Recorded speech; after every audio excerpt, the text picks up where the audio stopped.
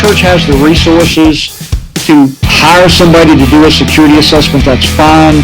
But, I can show you how to do an abbreviated assessment, make it work so you can meet this objective, okay? I've got a survey I've come up with already, and I can walk you through the process. And for, I think some of you guys on this call, you're going to do that on Thursday with me. So, we need to conduct the assessment. So we've met with leadership. We've got the scope of the leader. We went out and found a leader. Now what we're going to do is we're going to conduct this assessment. A security assessment is nothing but it's a document that tells us where our security posture is. And all that is based off of like what we're trying to protect the church against and what we're not doing, which is a vulnerability. So we're trying to protect the church against very specific threats, and the vulnerabilities are just system weaknesses, something that we're probably not doing. And that assessment and that survey is going to tell us what we're not doing. And, the reason this is important is because this kind of gets into the resources, and this is also the other side of meeting this meets a need. The ministry is meeting the need of service in serving Christ and also getting men and women to serve the church. But the other part of this is there is a physical security element, and the survey is going to show that, or the assessment. Okay. So I've got down here consultant or do it yourself. I'm going to teach you how to do it yourself for $40 on Thursday. If you guys want to join that, if you haven't, it's on the Eventbrite pages and it's on the website there. Go to it, michaelmannsecurityservices.com. And for $40, I'm going to show you to do it all by yourself. So this is important to go back to show, because this drives our resources, our ability to get resources. And number two, like when you start to teach the ministry, this kind of part of it needs to be taught about, hey, this is what we're worried about, and this is how we're going to deal with it. Okay.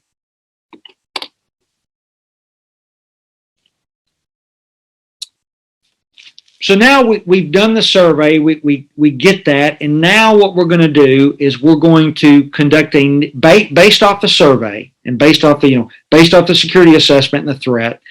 Now what we're going to do is we're going to conduct a needs assessment, and like in risk assessments, we call them a cost-benefit analysis, probably the wrong term here, but I'll just tell you, it's like analyzes the financial needs and decisions, right?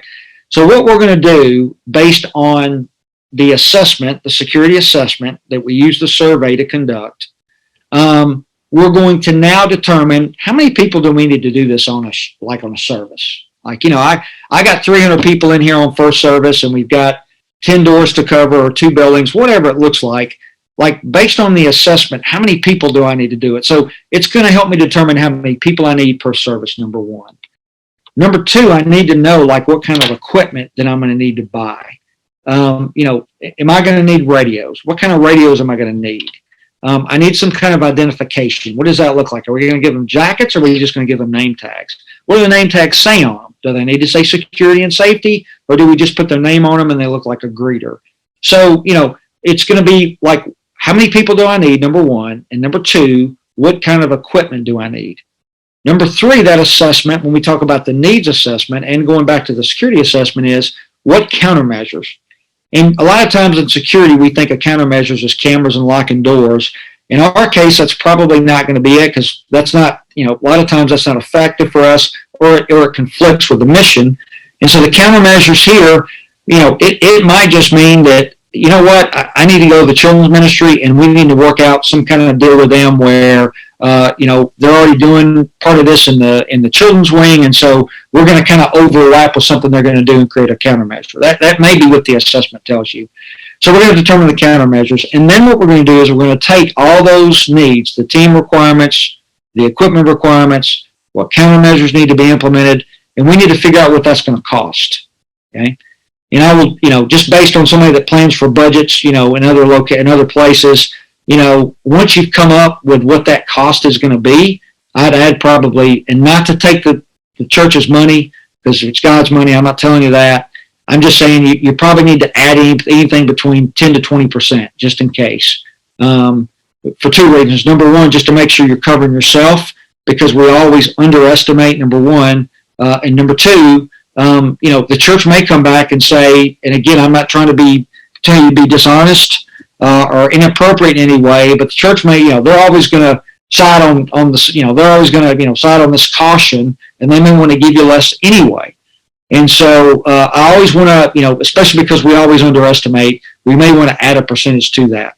Now, how we get this may not always be through money from the church. We need to go out and see where we can get some of this stuff for free.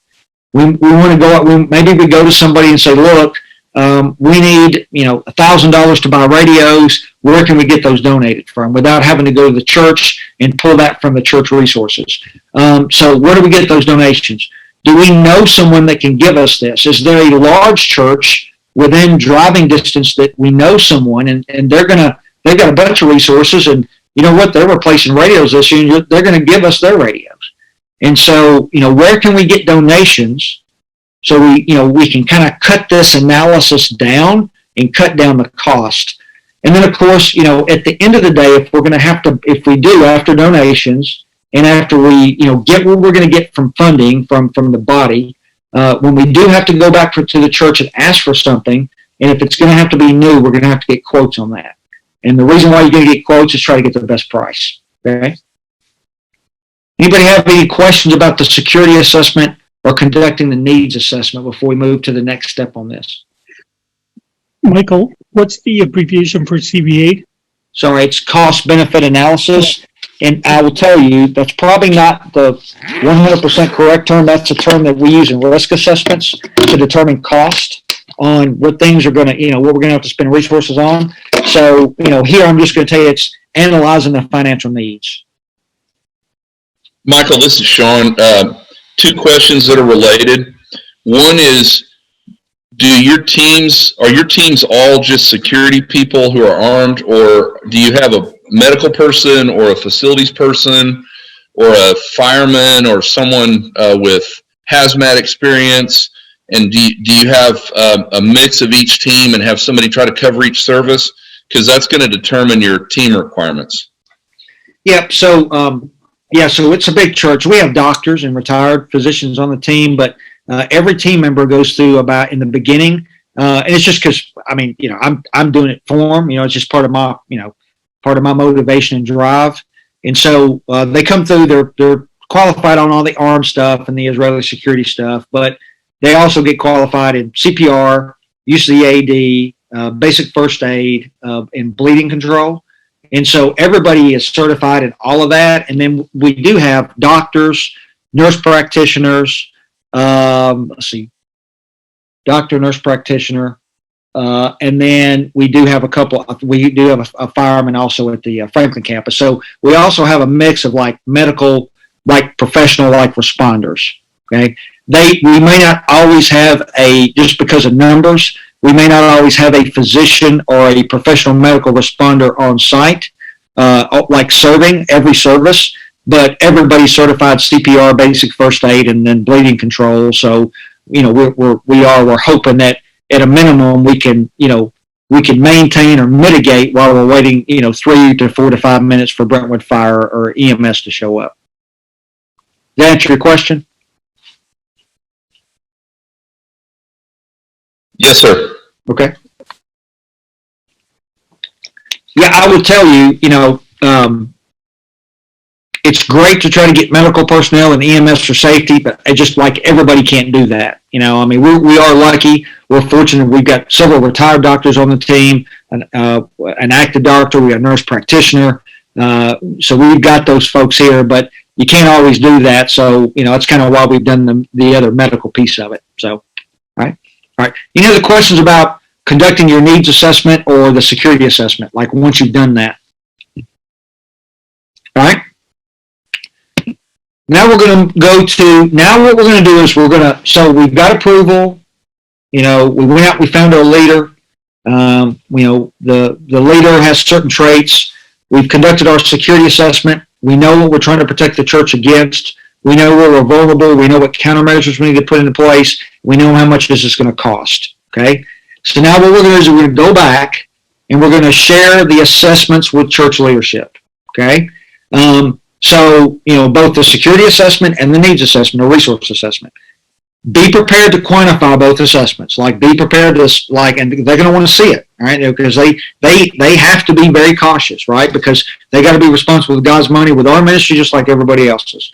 And so here, be prepared to explain why it's going to cost us much. This is why quotes are important. This is also why it's important to try to get donations. Take all that to leadership and say, look, we needed this, but, we got donations for this. We went to the Baptist church next door and they gave us radios. And so at the end of the day, after we got donations and we went to yard sales and everything else, this is the last piece of stuff that we need to be able to start this. Okay. I heard this a long time, several years ago, I heard this. I was working for a company and, physical protection fell under, kind of part of IT security, which, that's always kind of a weird dynamic. But they're, but they're very data driven, and so and I'd heard this before. In God we trust. All others must bring data, and so be able to quantify your assessment, everything that you've done to get this equipment together, bring it with you, and bring all the data to show the church.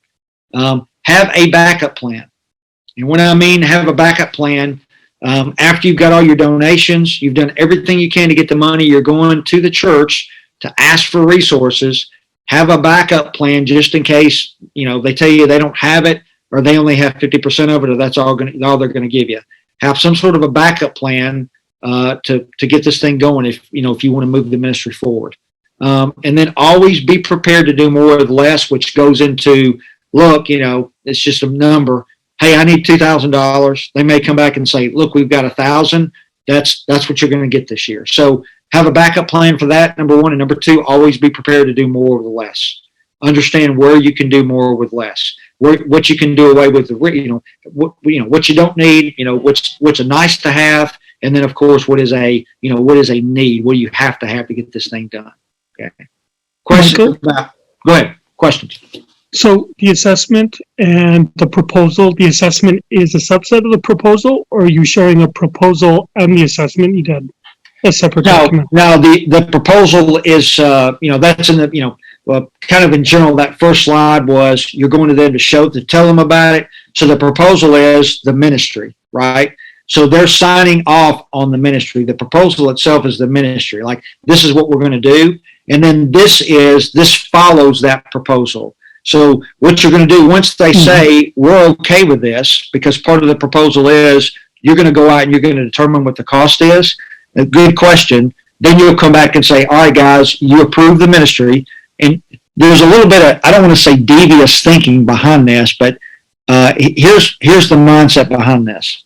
The reason I'm not going to go to them with cost first, and this comes from a very wise teaching pastor I know that used to be here, who is now, he's got his own church, and he gave me this advice. And, he's kind of like the Jeff Cooper of Scripture that I know of. He's a very, very, very well, he's a very, very good teacher. I'll say that he knows his stuff when it comes to Scripture.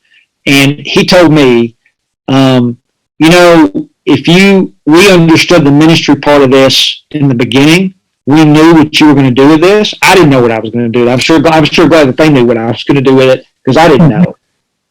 But he said, if we would have understood really the resources in the beginning that we put into this so far, he said, I'm not sure at the beginning that we would have approved it. And so, once you give them the idea and show them what this can be, it's a lot easier later on to go back and say, okay, guys, you've approved this piece. Now I need this. Okay. Now, sometimes you may look at that and say, well, you may be setting yourself up for disappointment, but I will tell you this about the church. If they have approved a ministry plan and you're going out to get these resources, you're going to probably get something, right? Now, they might ask you for an initial assessment. So when you give them the ministry plan in the beginning, they might ask, how much do you think this is going to cost? And I would caution, I would never give a number. I would just say, you know what? You've approved this piece. We're going to go out. We're going to go find a leader. We're going through this process. I'm going to have that data for you in 3 weeks. Okay. And then, just work with me. And so that is my mindset behind what we're doing right now with this, because at the end of the day, I don't care how big the church is. I can go to any church and I can spend, it doesn't take a lot of money. Here's what it takes. It takes a lot of heart. Yep, for sure. This takes a lot of heart. This, your radio's on your cell phone. You can like have a mega church in Zello and Voxer work for a radio. I need some name tags. I need a communication device. I need some name tags. And I need some servants. That's what I need to serve the church. That's what I need to have a security ministry. All the other stuff is supplemental. It really is. Yeah. Like it's, it really is. Thanks. Yeah. We think about this the way that we think about the early church. The early church, they met in small rooms. They had to hide. There wasn't a lot of food.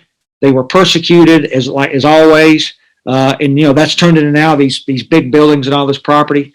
Think about really what we need to do this, and that's heart, something to talk on, and something to identify ourselves.